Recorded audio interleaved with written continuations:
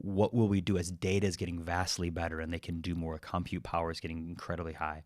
So what brokers will be able to do for their clients, the speed by which they'll do things, the structures they'll be able to create, will begin to create this net new world in which it has similarities to the stages before, but begins to be the sort of new horizons environment. Absolutely. And the way I kind of think about some of this, again, unsurprisingly from a bit of a tech lens, is you had the brokers in the first wave, almost doing it by hand. Very much personal network driven. Who have you got in your Rolodex? Who can you meet for lunch and persuade to take on some of your client's deal? Designing a structure, working it out with a calculator.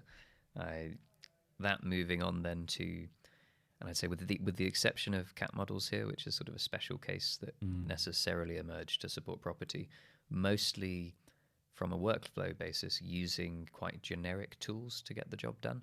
So it was all of this stuff has arrived in the form of Microsoft Excel and its predecessors and email. You're starting to be able to send emails and attachments and to use FTP sites.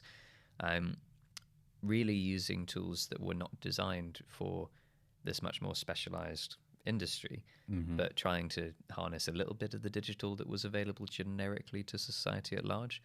And for me, this third wave starts to take place when you say, okay, now digital is a thing. Now we've got this opportunity where, technology companies can focus specifically on a given sector and say, okay, what are the problems affecting you, education, you, healthcare, you, reinsurance?